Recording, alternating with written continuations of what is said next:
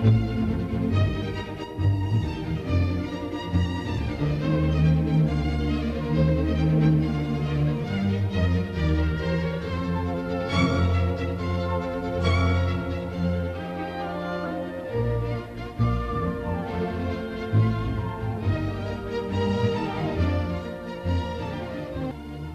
tardes, esta es Televisión Teleno.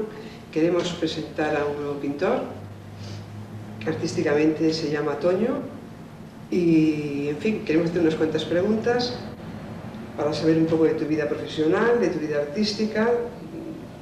Si te parece, nos cuentas un poco porque vamos, yo algo sé porque soy alumna tuya, ¿no? Pero hay mucha gente que no sabe nada, o sea, que sabe, pero que no te ha visto todo lo que tienes, ¿no?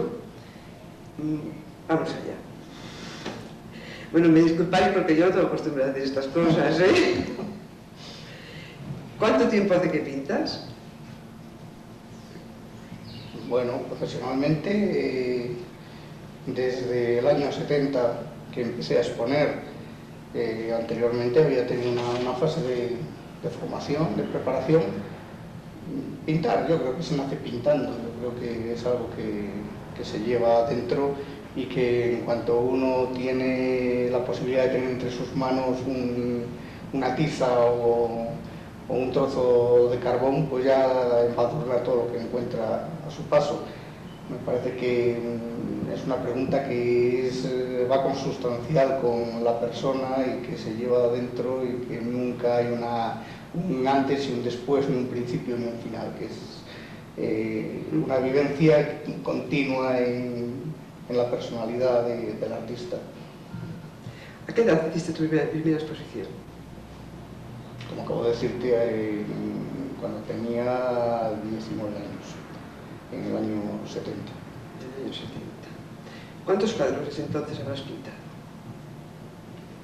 Pues la verdad es que nunca me he parado a hacer una recopilación de datos en cuanto al número de obra que he realizado. Yo creo que estará en torno entre las 400 y las 500 obras en este momento, pero no sabría decirte con certeza qué cantidad de cuadros. Entre cuadros y otras cosas, porque siempre haces otras cosas similares. Sí, bueno, piensa que cuadro como obra formal, con su estructura clásica, pues es lo que normalmente la gente entiende como obra final, porque como obra final pues es un boceto, un apunte, es un estudio, es toda una serie de trabajos sobre un tema que se van quedando ahí en carpetas, y es todo tipo de obra que sale de la mano del artista, es cualquier producto que se cree, incluso me atrevería a decir, pues conceptualmente, aquellas obras que incluso no se han hecho, aquellas obras que se han quedado un poco en el baúl del trabajo donde echar mano en un momento determinado, que están ahí permanentes, que se harán o que no se harán, pero que es una obra que el artista ya la tiene de alguna forma preparada y estructurada y que puede hacerse realidad o que se puede quedar como mera intención del autor. Quizás sea un poco repetitivo lo que te voy a preguntar, pero a mí me parece que es que había también algo de influencia, ¿no? ¿Por qué quisiste ser pintor? ¿Por qué? Porque tú dices que sí, que casi se nace, ¿no? Que antes nos comentabas, pero yo creo que en tu caso también ha habido algo que también te haya empujado un poco más, ¿no? Claro, yo creo que en toda decisión de cada ser humano hay unas influencias. Es por ahí por donde yo creo que lo planteas. Yo, bueno, pues desde que tuve el primer recuerdo en este momento, desde que como ser humano ya tienes conciencia de lo que te rodea, pues yo tuve la influencia de mi padre, que era un aficionado a la pintura y que en sus ratos libres, en los pocos que tenía, pues los dedicaba a pintar y a salir al campo, a pintar por los paisajes que nos rodean inmediatos, de la Erandina, de Fuentecalada, de los los monumentos más significativos y de las cosas cotidianas, los bodegones que a él entusiasmaban. Y de alguna manera, pues sí, yo también tuve esa influencia sin quererla de lo que estaba viendo a mi alrededor, que era algo que de alguna forma me hacía ilusionarme con de alguna forma la reproducción de la naturaleza, con esa intención poética que yo veía en él, y sí que hubo una influencia en ese sentido. Yo creo que también se subrayó más. Y claro, eso de alguna manera pues facilitó un poco el camino y la toma de decisión de dedicarme a esto. ¿Cuáles son tus temas favoritos? Yo no tengo temas favoritos. Para mí cualquier cosa me puede motivar para a partir de ahí elaborar una propuesta plástica.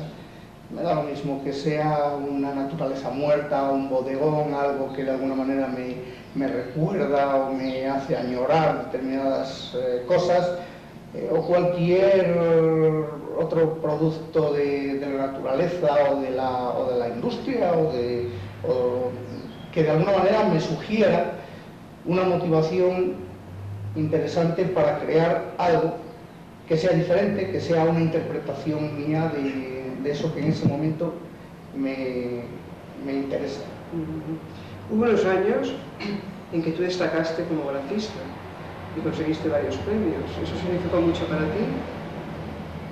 El grafismo es un campo que tiene una relación directa con el arte, pero que es más mediatizado porque está en función de otras valoraciones que no son las puramente estéticas, plásticas, artísticas, que son llevar el arte o llevar determinada parte del arte a unos campos, como te decía antes, pues de publicidad, de industria, de determinada venta de producto cultural o de determinada venta de producto artístico o turístico.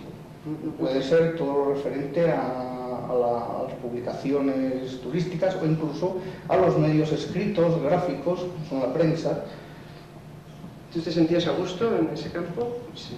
No es que me sintiera a gusto, es que sencillamente aquí entra otras valoraciones como son las del artista puede vivir de su trabajo. Normalmente no. Normalmente el artista, salvo contados casos muy excepcionales, de las grandes figuras reconocidas por el mundo del arte a nivel de intercambio arte-comercio, que son las grandes multinacionales, galerías importantes y demás, el resto pues no podemos vivir del arte. Entonces tienes que buscar algo paralelo, a ser posible lo más cercano a tus inquietudes artísticas y que te permita pues subsistir. Y eso es lo que me llevó a mí al grafismo. Después, a partir de ahí, pues el que haya participado en un concurso, el que haya intervenido en creaciones de marcas y de otro tipo de productos de estos que me han llevado a esta situación, que es en definitiva de lo que en este momento y ya desde hace muchos años estoy viviendo. Exactamente. ¿Tú necesitas pintar o simplemente el hábito de hacerlo de años ya lo haces sin querer? ¿O sientes una necesidad? Hombre, yo creo que la necesidad se siente. Todo aquello que de alguna manera es una inquietud permanente que tienes no te permite o no te puedes permitir el abandonarlo y el mantenerlo a un lado y decir, bueno, pues estas son etapas convulsivas que en este momento me interesa. No, es algo que es permanente. Ahora, que luego tengas el tiempo suficiente para poder continuamente estar produciendo arte. Ese es otro sí. ¿Qué tomamos de la realidad?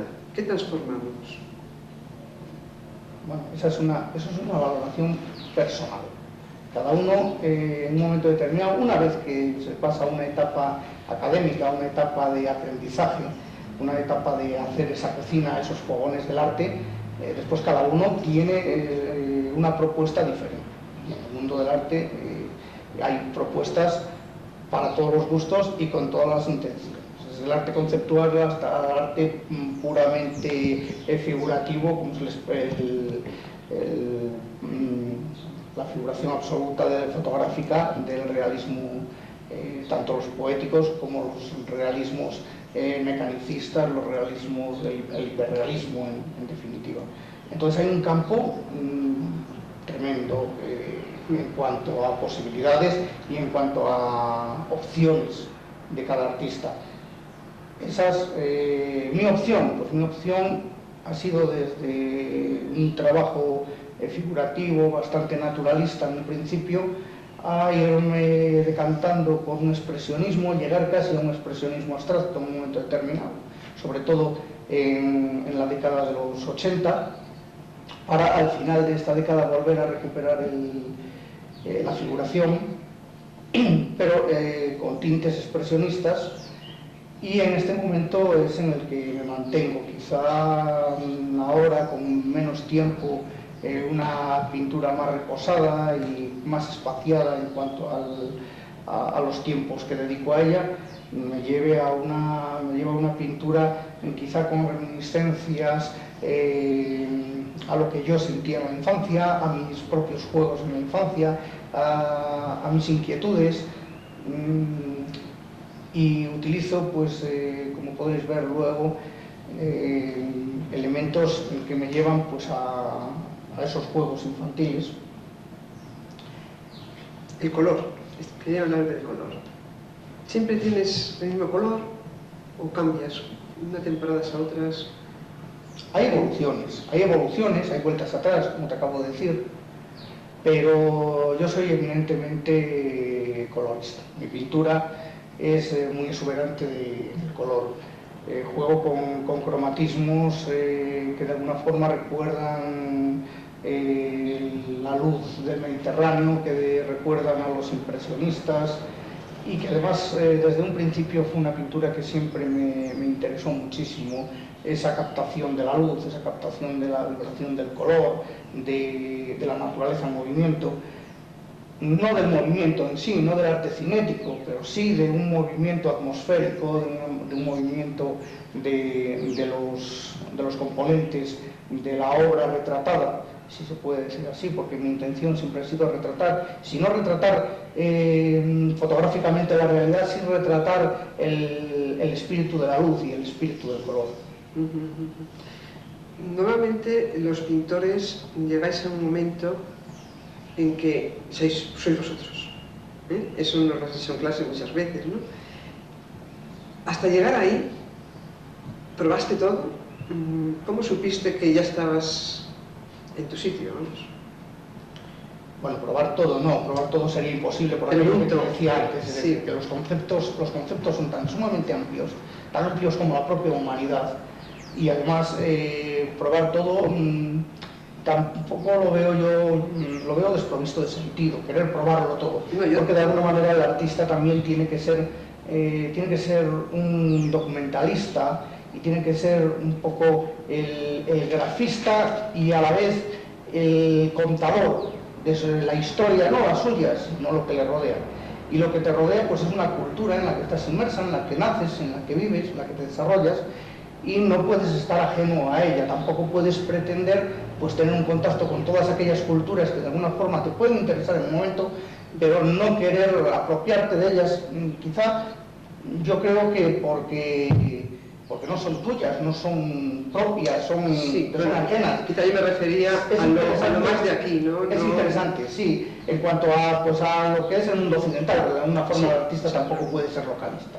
Con esto no quiero decir que el artista tenga que ser un producto de su terruño y no salir de ahí. No, el artista tiene que ser lo más universal posible, y tiene que beber de todas las fuentes, como una esponja, absorber todo aquello que les...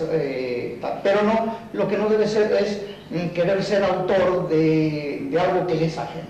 Entonces, normalmente lo que debes es intentar moverte en el campo de lo que más conoces, y a partir de ahí ser un poco portavoz de eso que te rodea, sin dejar lo otro. Pero el artista lo que va haciendo es crear su propia personalidad y crear su propio yo dentro de ese mundo en el que está inmerso y de alguna manera crear la diferencia, de alguna forma crear esa individualidad, esa personalidad propia que le diferencie dentro del conjunto, le diferencie de ese resto del conjunto, sin tampoco salirse de eso que le está condicionando permanentemente.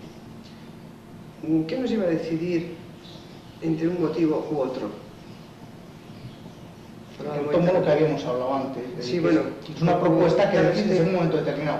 Un momento determinado, un factor que puede ser consciente o inconscientemente, te puede llamar la atención y eso te va a llevar a decidir que esa es la obra que en ese momento quieres hacer. ¿Y cómo nacen y crecen los motivos? Lo que te estoy diciendo, yo creo que es algo... Te pregunto repetitivo para que algunas veces es consciente, es algo que tú ves, algo que te sugiere, algo que inmediatamente te interesa y dices, esto no se me escapa. Sí. Esto lo voy a desarrollar, esto me interesa muchísimo y eso lo sabes, porque personalmente lo hemos hablado algunas veces y te pasa a ti y a todo el mundo. El motivo puede ser algo que te está rondando ahí, que tal, que no acaba de salir, de pronto, en un momento determinado tienes el tiempo o ves el momento y lo haces. O puede ser una sugerencia momentánea, instantánea que te surge, una música, un sonido, una imagen, un olor, cualquier sensación que te produce un cierto interés y que inmediatamente dices, aquí tengo yo la idea. Y a partir de ahí, que luego el resultado sea lo más interesante posible o se te quede solo en la intención, ese ya es un problema de las circunstancias, en muchos casos, de las circunstancias, del estado anímico tuyo, para poder desarrollarlo con la mejor brillantez o con menos brillantez. Sí. ¿Te gustan tener empezadas 2 o 3 obras a la vez? Y dependes muchas veces de tu estado de ánimo en querer coger una cosa u otra. No, ese no es mi método de trabajo. Mi método de trabajo siempre ha sido empezar una obra. Soy muy metódico en el trabajo y me gusta empezar una obra e intentar acabarla. Eso no quiere decir que siempre se tengan 2 o 3 cosas, ¿no? Porque en alguna ocasión, por las razones que sea, pues un cuadro se te queda ahí, se te atraganta, no acabas de verlo, lo tienes que dejar reposar, es mejor dar la vuelta, dejarlo ahí una temporada y en el momento en que te sientes con fuerza o con las posibilidades de seguirlo, continuarlo, acabarlo, dedicarte a ello de nuevo. Pero normalmente yo soy, como digo, bastante metódico y me gusta, una vez que tengo la idea, bien sea, como decía antes, que es un proyecto meditado y que ha estado ahí en espera, o bien que surge esa necesidad perentoria, inmediata de desarrollar algo que dices que se me va a escapar y te pones a ello una vez que inicio la obra, por todos los medios intento acabarla y redondearla. A veces, como decía antes, no ocurre y tienes que frenar un poco y tienes que reposarla, pero es en los menos de los casos. ¿Por qué a veces contamos en un orden cronológico y otras veces no? No lo entiendo muy bien, es lo que me dices. ¿Por qué estamos un tiempo parados? No hacemos posiciones, no hacemos nada y de repente luego otras veces tenemos mucha euforia para trabajar mucho, para hacer mucho. O sea, ¿por qué hay años tan creativos y otros años hacen menos históricos, menos...? Bueno, lo que te decía antes también, todo tiene... Sí, bueno, hay condicionantes que te favorecen la producción o que te frenan la producción, pues condicionantes personales, situaciones y actitudes personales o incluso ajenas. O sea, que pueden ser muchas cosas. ¿Sí? Puede haber muchos factores que, como un ser humano que eres, pues no estás... no es una máquina de tener que... No estás tanto en la máquina que dices yo y me levanto, y más sobre todo en una producción artística, que es más, en muchos casos, eso que decimos del espíritu, en muchos casos más que el propio organismo que te lo pide y que es mecánico. A veces pues te encuentras pues porque no estás en condiciones, porque no te sientes a gusto para trabajar, prefieres dedicarte a hacer otras cosas. ¿La intuición para ti es importante? La intuición, sí, la intuición es esencial, yo creo, en el artista, porque si el artista no dejara que su intuición le condicionara, le mediatizara y en algunas cosas le guiara la mano, y la obra no fuera un producto en muchos casos encontrado, que es lo que la intuición te permite, la obra sería totalmente mecánica. La obra sería pues un producto de un aprendizaje, una profesionalidad, un virtuosismo, pero que eso se nota. Si está limitado a la técnica y a las posibilidades del artista, y no hay luego un movimiento, un alma en la obra que ve, que respira, que es verdad, que es auténtico, que no es un producto mecánico, entonces la obra se te queda en un producto anodino, un producto que no emociona. La emoción tiene que tener bastante de espontánea y de intuitiva. Hay una pregunta que yo me acabo de enterar hace un poco, había hablado con vosotros, tantos años viviendo aquí no lo sabía. ¿Qué es eso de los murales? Tengo que preguntar a todos los espectadores de los scouts, ¿se llaman? Scouts. ¿Qué es eso? Cuéntanos, ¿qué es eso? Bueno, eso fue pues una circunstancia que cuando yo empecé a pintar, y en el año 70 yo tenía una relación muy directa con los Boy Scouts en Astorga, en la primera época en que se crearon, que se fundaron aquí en Astorga los Boy Scouts, y que yo entré a formar parte de ellos porque siempre tuve unas inquietudes de trabajo con la naturaleza, y sobre todo de trabajo en colectivo y de trabajo con la gente joven, entusiasta. Bueno, el obispado nos cedió los locales del antiguo Asturias, que en ese momento estaba cerrado, y no nos dejó los locales para desarrollar nuestras actividades. Y bueno, pues entre los mandos y los pequeños y los medio pequeños, los lobatos y toda aquella gente que era un hervidero de inquietudes, pues decidimos decorar aquello dentro del ámbito en el que nos encontrábamos, de la naturaleza y del entrañable libro de la selva, con todos sus personajes. Y allí pues nos armamos de valor y comenzamos una labor que para mí fue muy interesante, pues fue un experimento, empezar a trabajar con unos conceptos dadaístas de espontaneidad, esto relacionado directamente con esto que preguntabas anteriormente, de la intuición, y a partir de una idea y de unos conceptos muy claros que había, empezamos a crear imágenes y no teníamos dinero en aquel momento, ni siquiera para pintura, ni siquiera para poder hacer un mural de las características tradicionales de lo que es un mural, un fresco imposible por las condiciones, por las características de los locales. Entonces, pues inmediatamente recurrimos a la fórmula del collage y recopilamos material gráfico, revistas del corazón y del no corazón, con mucho colorín, y el papel cuché empezó a convertirse en un pastiche en la pared, y aquello casi sin verlo, ahí empezaron a aparecer todas las figuras de este libro, que era una forma fundamental para la formación de los pequeños scouts. Y allí aparecieron los Mowgli, allí aparecieron la vaquera, y allí aparecieron todos los personajes de esta fábula cultural tan interesante. Allí aparecieron todos, y allí veías a los críos subidos por los andamios, pegando, dando, y dame un papel y dame otro papel, y allí sin querer apareció un par de murales. Uno era esto, el libro de la selva, y el otro pues era un retrato expresionista con el lobo allí entrelazado con Francisco de Asís, y allí nos quedamos maravillados de aquello que apareció de una forma casi sin pensarlo, que fue un producto pues de intuitivo totalmente, y de un trabajo colectivo muy agradable, además en un tiempo récord. Aquello en muy pocos días se vio cómo apareció en aquel paredón todo aquel mundo de colores.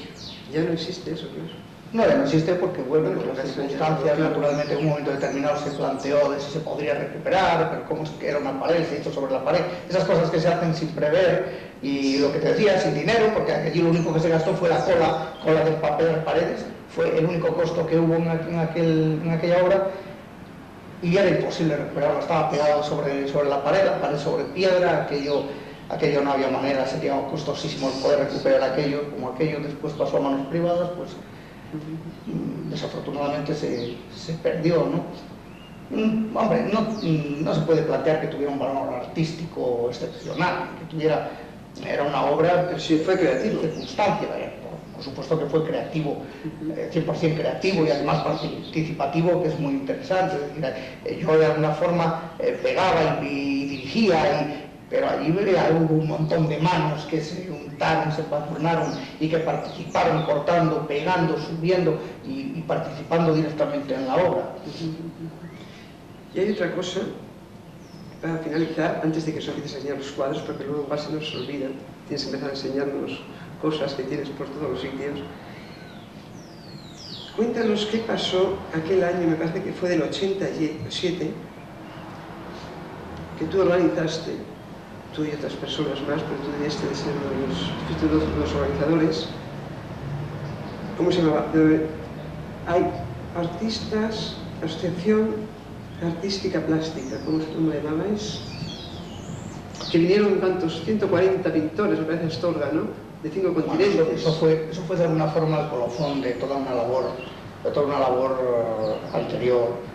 A lo que te refieres fue la Asociación de Artistas Plásticos. Exactamente, que vinieron 140 artistas Astorga, ¿no? La Asociación de Artistas Plásticos comenzó su andadura en el año 78 o 79, que se inscribió en el registro de asociaciones, para pasar luego a ser una asociación sindical de artistas plásticos, puesto que la única asociación que había y que permanece, pero que está ahí casi en el anonimato, y que no ha tenido una función, de organización de salones de otoño y de cosas de este tipo, pero no ha tenido una importancia en cuanto a unir a los artistas ante sus problemáticas. Y nosotros, un grupo de artistas de todo el Estado,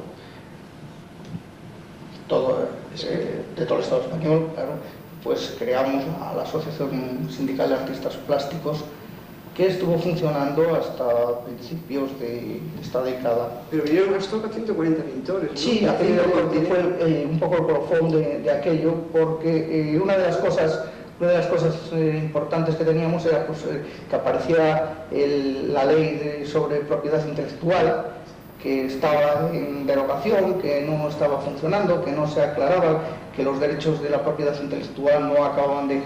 Porque en el campo de las letras estaba más claro con toda esta gente que está trabajando y que lleva pues, los derechos de autor tanto de los músicos como de los escritores, pues estaba más claro. Pero con los artistas plásticos no estaba nada claro, había una serie de problemas además que habían surgido, obras muy importantes que estaban en la basura o que estaban deterioradas totalmente sin que los artistas pudieran reclamar sus derechos. Una de esas, y otras pues había una serie en aquel momento, quizá un poco de una forma demasiado idealista por nuestra parte y un poco ingenua, ¿no? Pretendíamos pues un reconocimiento por parte de la sociedad o de las instituciones y un amparo, como era lo de la seguridad social y otra serie de cosas que bueno, el artista pedía porque era un ser un tanto desválido ante la situación social.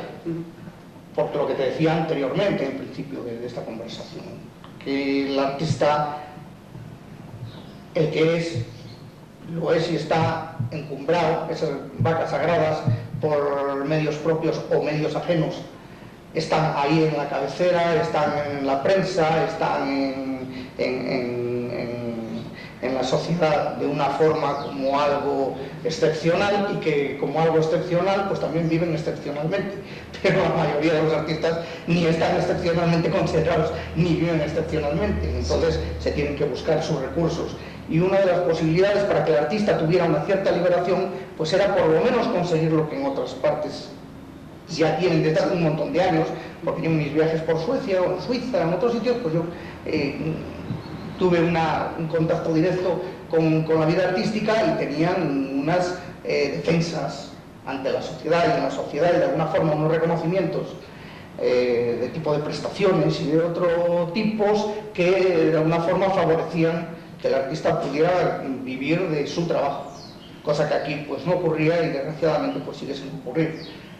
Pero sí, al final conseguimos primero que los diferentes ministerios, tanto desde la UCD hasta esta época en que el PSOE estaba en el gobierno, pues reconocieran una serie de solicitudes que hacíamos desde la asociación y apoyasen una serie de propuestas, y llevó pues bueno al final a buen fin el que saliese la ley de propiedad intelectual, que eso está ahí ya inamovible, que se reconocieron varias de las propuestas que desde la asociación hacíamos, y que además fue una asociación que en su momento tuvo el apoyo de estas grandes figuras de la pintura actual española y de la pintura, de la escultura y de todos los movimientos artísticos. Y como digo, como colofón un poco en ese año lo que conseguimos fue que se hiciese el Congreso Internacional patrocinado por la UNESCO en España, para plantear toda esta problemática a nivel de nuestro mundo conocido, de este globo azul tan machacado que tenemos. Bueno, pues conseguimos que en Madrid se hiciese con el apoyo, ya digo, de las instituciones en aquel momento, del Ministerio de Cultura, y bueno, pues con el apoyo de la Diputación en León, con el apoyo incluso de nuestro ayuntamiento, que de alguna forma ayudó a poder traer aquí a Astorga a toda esta gente, conseguimos que representantes de 156 países pues estuvieran en la primera etapa 2 días de debates en Madrid, y los otros 2 días de final y de conclusiones se hiciesen en León, y como jornada festival de estos 5 días pues estuvieron aquí en Astorga. Sí. Eso, creo que eso contesta. Yo creo que ahora nos van a surgir, mientras vamos a ver tu obra, muchas más preguntas, porque va a ser además mucho más divertido, porque es viéndolo y nos vas a explicar un poco más. Entonces podríamos empezar ya a ver como tú veas. Sí, bueno, yo creo que aquí... Vamos a ver, por ejemplo, este cuadro que nos estás mostrando a nosotros. Dile a los espectadores un poco. Sí, esto es mi primera etapa como investigación. Aquí no quiero mostraros nada de lo académico ni de toda mi obra de alguna forma de formación, sino la obra que realmente en la que yo me sentía a gusto, ya como investigando con materiales. Y esto es un producto de lo que te decía antes de los murales aquellos, de utilizar papeles reciclados, de utilizar materiales de alguna forma denostados, que no tenían más futuro que el de ir al reciclado de papel o al basurero. Y a partir de papel cuché, de papel de revistas, y pegando trozos, haciendo una especie de mosaico, pues conseguir unos resultados que asemejan bastante a una obra impresionista, a una obra de factura muy suelta, de espátula, o de pincel ancho y un trabajo suelto.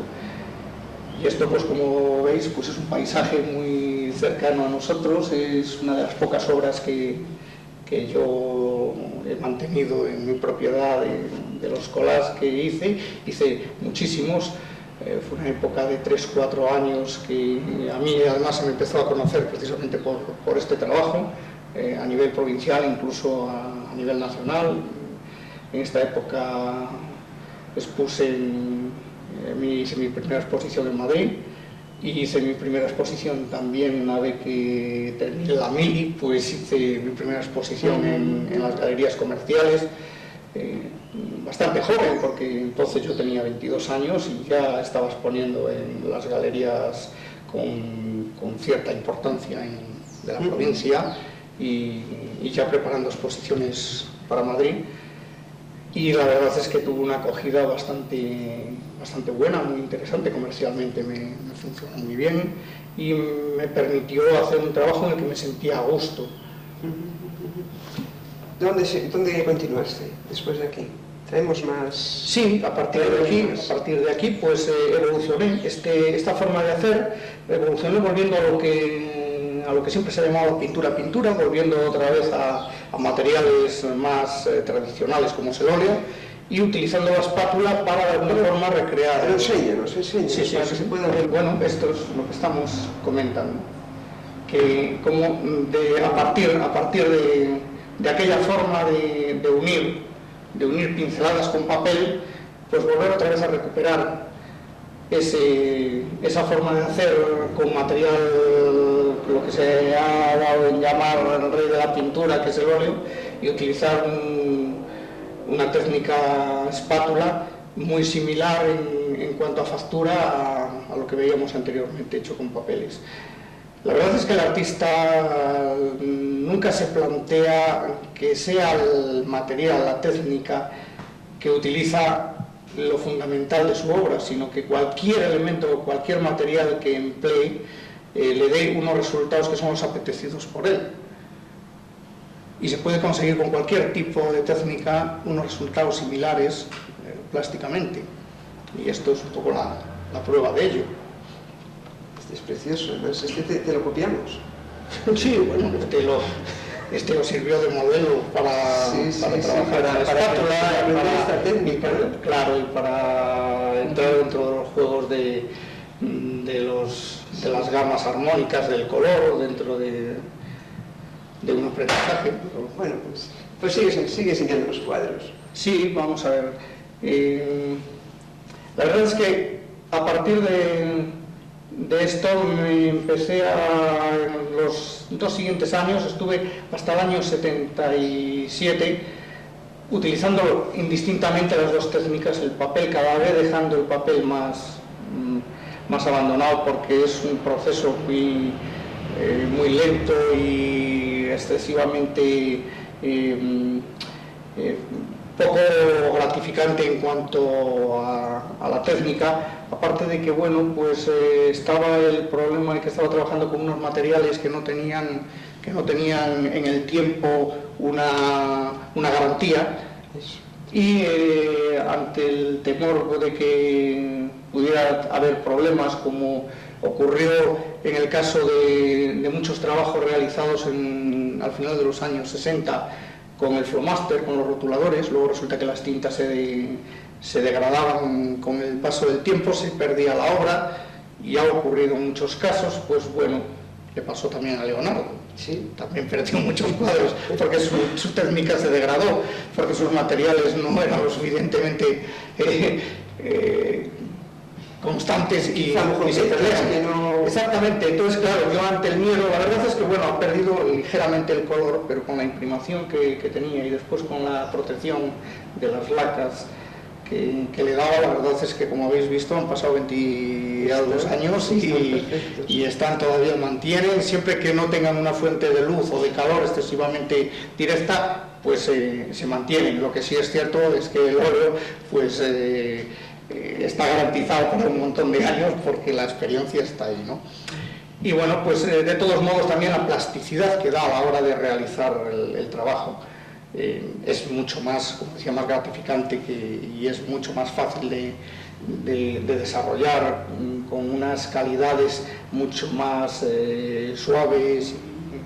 Y de este hiciste muchos, ¿no? Como este. Sí, la verdad es que esta fue una serie muy grande, la que hice. En este, no sé, pero andará cerca del centenar la obra que yo tengo de este tipo, porque además es una pintura que interesaba muchísimo a nivel comercial también, y que funcionó muy bien, que me llevó a estar un poco en el ranking de ventas a nivel provincial.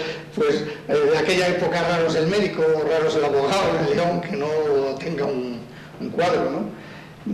Lo que pasa es que, bueno, como todo evoluciona, a mí me pareció que era una etapa que incluso de preparación personal, en que yo también me veía muy limitado, aunque estoy contento de lo que hice porque lo sentía y he intentado hacer una obra de calidades que a mí me satisfacían, pero que llegó un momento en que había otras inquietudes y que me interesó más entrar en otros campos. Y a partir de esto, pues pasamos ya a la obra de... Bueno, ya sí. Puedes empezar a explicarnos, ¿eh? Esto ya pasa en un periodo ahí intermedio en el que la evolución me va a llevar a romper prácticamente con toda la obra anterior. Me va a llevar a una obra mucho más expresionista, en la que va a haber una serie de algunos elementos que recuerdan la figuración, como ocurre en estos casos con los ojos, con las caras, pero que el resto del cuadro se convierte en una obra más abstracta, una obra más informalista, y de alguna manera quiero unir, no quiero romper totalmente con la figuración, y mantengo esas estructuras que nos recuerdan a personajes medievales, a personajes pues, de la pintura tradicional española, a figuras del Greco, a figuras pero a la vez, de alguna forma, uniendo con todos los movimientos expresionistas alemanes, con los colores, con los gestos, con las manchas, con el material y con todo el informalismo español del grupo El Paso y los Millares y toda esta gente, en el que yo empezaba a sentirme mucho más atraído por esos conceptos que tenían una relación mucho más, movían más las inquietudes personales que aquello que había hecho anterior, que de alguna manera era bastante convencional en cuanto al concepto, aunque las formas fueran más atrevidas o que yo hubiese investigado en cuanto a materiales, pero que de los conceptos eran unos conceptos sin otro interés que el de formular propuestas naturalistas o propuestas muy localistas. Y en este caso, bueno, pues comienzo a interesarme por crear unos personajes un tanto fantasmales, un tanto, de alguna manera, pues que me hagan de algún sugerir... Los gestos son... Sugerir lo que fue el Renacimiento en Europa, lo que fue, como son esos personajes que de alguna forma están inspirados en los personajes del Greco, los personajes de Durero, los personajes de los holandeses, y de alguna forma crear esa unión en cuanto al tiempo de 5 siglos de historia del arte y llevarlo a situaciones mucho más contemporáneas. La verdad es que fue una etapa en la que yo hice una obra que después me fui liberando de las formas para quedar casi en lo abstracto, y solo en un año inmediatamente volví a recuperar otra vez el soporte plano, el soporte sin estas incursiones en la materia, en la escultopintura.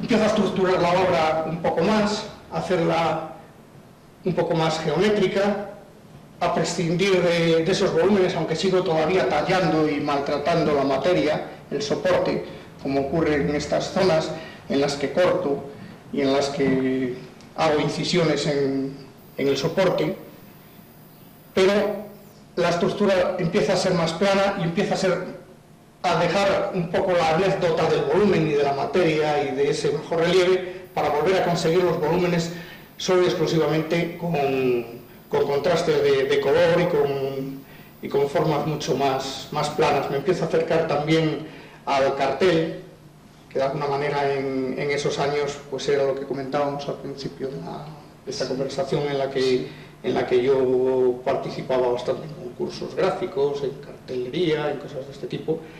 Y entonces hay una referencia al grafismo, a la simplificación de formas, a unos simbolismos un poco soterrados pero que se manifiestan.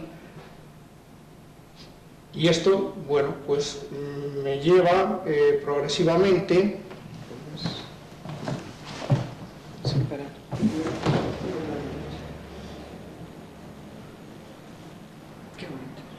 a ir jugando en este campo. Aquí la recuperación ya es total del plano, ya no hay ninguna incisión en el material y empiezan a aparecer una serie de elementos con relación a en lo que yo me muevo a diario, en mi trabajo diario, que es pues, el diseño gráfico, la prensa, la publicidad, la imprenta. Y hay unas referencias directas en los materiales que utilizo como base, que son trozos de papel prensa, de periódicos. Vuelvo de alguna forma a los orígenes de 10 o 11 años antes con los collages con papel. De alguna forma siempre hay un entrelazado en todos mis materiales y en todos los conceptos. Lo que decía, yo siempre he sido muy colorista, siempre he jugado con el movimiento de la materia. Nunca he pretendido que haya planos demasiado grandes de color, sino que siempre haya una vibración continua, como en alguna ocasión dijo Kremer de esta pintura. Pues parece una geología en movimiento, ¿no? Parece un terremoto, la obra. No se queda quieta, no hay opción a la relajación en cuanto a los planos, en cuanto a los volúmenes. Es toda una materia que salta, aunque esta materia sea sobre un soporte totalmente plano. Y también muy contrastada, ¿no? Porque estamos viendo la figura y al mismo tiempo estás también mostrando tu trabajo, lo que haces al diario. Sí, claro. Esa relación que decía que de alguna manera lo que te rodea de alguna forma se está condicionando y eso es lo bueno. Lo que no podemos es hacer un salto total de aquello que es cotidiano, de aquello que te condiciona, quererlo marginar y decir yo ahora hago una labor aquí y una labor aquí que es distinta. Que influencias, o sea, hay unas influencias y lo mejor es intentar sacarle el máximo rendimiento a todo eso que de alguna forma es lo que estás viviendo. Exactamente. Esto, la verdad, los resultados pues fueron muy buenos profesionalmente, pues es la etapa quizá más fructífera que yo he tenido. Con este tipo de obra, en este mismo año en que está firmada esta, ¿de cuándo es del 83, expuse en Madrid de nuevo y funcionó muy bien la exposición. En este mismo año conseguí el premio de Caja León, lo que es Caja España ahora, el premio de Ponferrada, con una obra muy similar, de mayor tamaño, pero muy similar, en un concepto muy parecido a este. La verdad es que en ese momento prácticamente se me aceptó y fui finalista en varios bienales de todo el estado. Y la verdad es que es una de las... Es un privilegio que estemos aquí. Es una de las obras, hombre, tanto como eso. Sí, hombre, poco sí. Pero es una de las etapas de la que yo me siento mucho más satisfecho. Y esto, bueno, volvió a dar paso a una pintura más figurativa, de una forma más cercana, porque esto está en el campo muy cercano al abstracto, quitando los elementos comunes un tanto obsesivos que eran los ojos, el de alguna forma humanizar una geología, el humanizar claro, es de alguna forma lo irracional, lo matérico, lo provisto lo desprovisto de vida, de alguna forma humanizarlo y convertirlo en una materia orgánica, en una materia de alguna forma que tenga esa representación del hombre, o de alguna forma esa intervención del hombre, convirtiéndolo en algo que que tiene vida. Exactamente, algo de verdad. A través de esa referencia en los ojos, en ese rostro solo, con ojos anónimo, que tiene toda esta serie. Pues seguimos con... A partir de aquí, pues vuelvo otra vez a recuperar elementos más tradicionales, como son... Puedes cambiar la cámara y pasas a ver el cuadro ese, que es un reflejo en un reguero de una construcción de un pueblo de aquí cercano,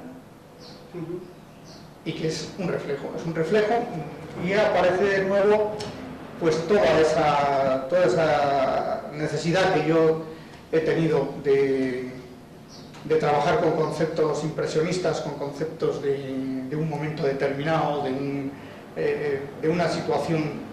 Tiene una relación directa con todo lo anterior, sigue siendo movimiento, sigue siendo geología que se rompe, que no se queda quieta, pero vuelvo a recuperar pues valores de alguna forma más localistas, más cercanos, como puede ser esto. No es la estampa tradicional de Maragatería, no es el portón, no es las piedras de Castrillo, pero es un reflejo maragato, es un reflejo muy cercano que de alguna forma tiene esa constante.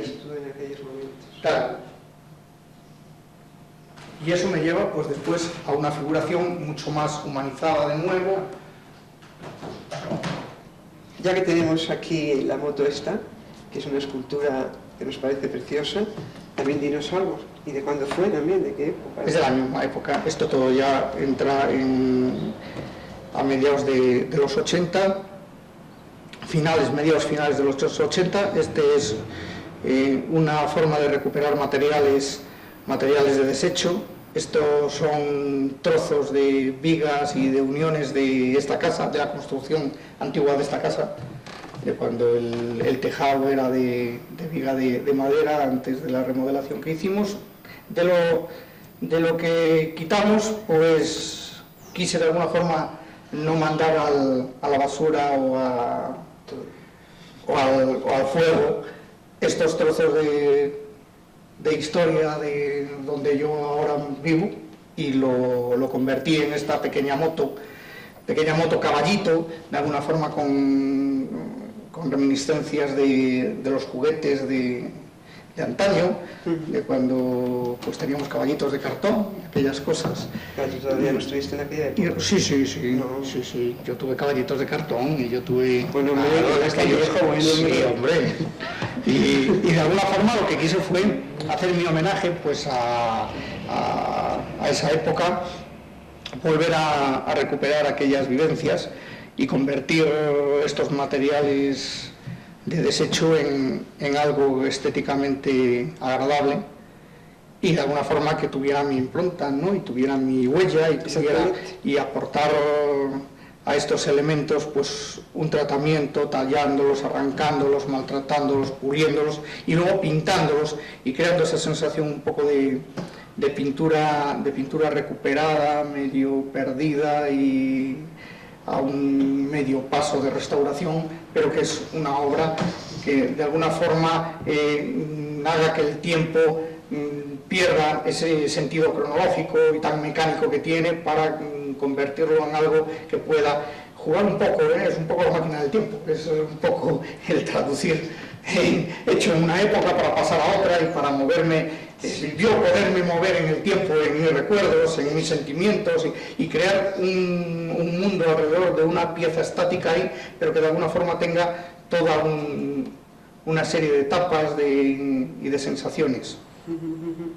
Bueno, del año 90 ya entro recuperando de nuevo, utilizando materiales diferentes, sin exagerar y sin abusar de ellos, pero ahí hay pastas, ahí hay arenas, ahí hay una serie de materiales que no se aprecian directamente, pero en el que intervienen ya una serie de elementos en el soporte que no son la pintura sobre la madera o sobre el lienzo, sino que hay una cantidad de pequeñas aportaciones de pastas y de arenas que hacen que la superficie sea más agria, más rugosa, menos refinada, y que permiten unos matices, unos ligeros matices que hacen que le den un poco esa intención irónica, crítica que tiene la obra de esa vendedora de pescado, y de ese juego también del movimiento en el que la convierte un poco en diosa es una vendedora de pescado, pero a la vez es un poco una diosa oriental con un montón de brazos, ese movimiento, ese crear. Y por otro lado, pues hay aquello que decía, que no podíamos hacer nuestras culturas que nos son ajenas, que no son nuestras, que no podemos dominarlas totalmente, pero que sí, de vez en cuando, pues echar una mano y buscar en ellas esas culturas que muchas veces nos sugieren, nos interesan,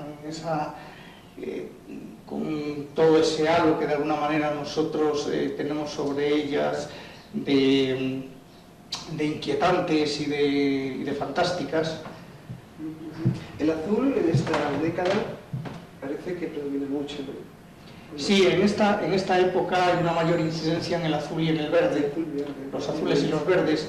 No prescindo de los amarillos, de los naranjas, de los rojos, pero hay un dominante de azules y de verdes. La pintura se hace de alguna forma más relajante. Intento buscar hacer una pintura no tan agresiva y no tan expresionista como la de las caras y la de estos personajes anteriores, y lo hago más atractivo, más agradable, de alguna forma que sea lo que te decía antes, que sea más relajante.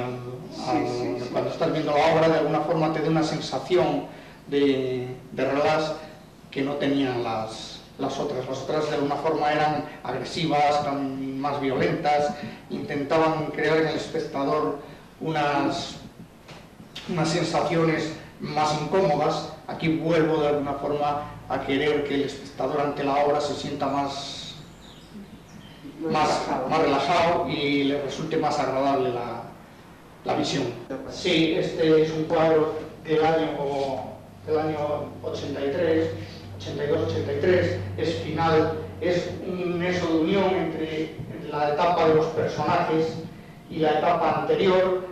Hay una serie de elementos, siguen manteniéndose todos esos elementos como son las referencias a la prensa, hay una serie, no se aprecia, pero hay una serie de trozos de noticias, de periódicos que aparecen en la obra.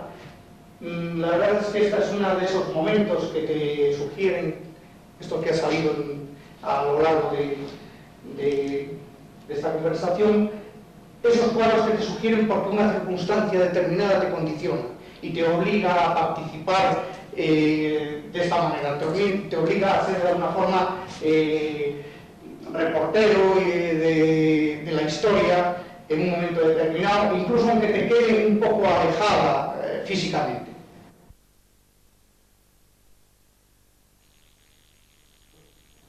La división moderna, aquí hay tres cruces, gráficamente hay tres cruces, aquí hay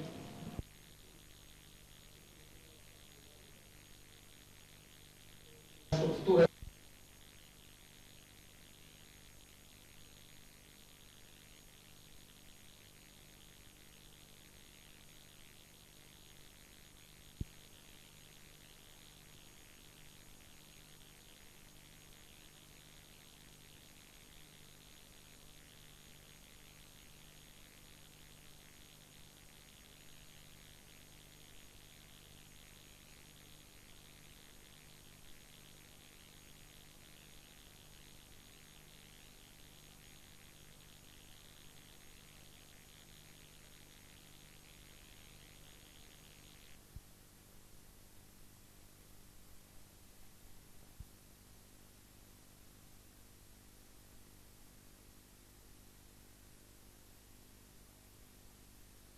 Bueno, pues yo creo que ya nos has dicho que ya he dicho bastante, nos has enseñado todo bastante y hasta hasta otro próximo día, y gracias por abrirnos la puerta y enseñarnos todas tus cosas y explicarnos todas las cosas que nos has contado. Gracias a vosotros. Y hasta la próxima.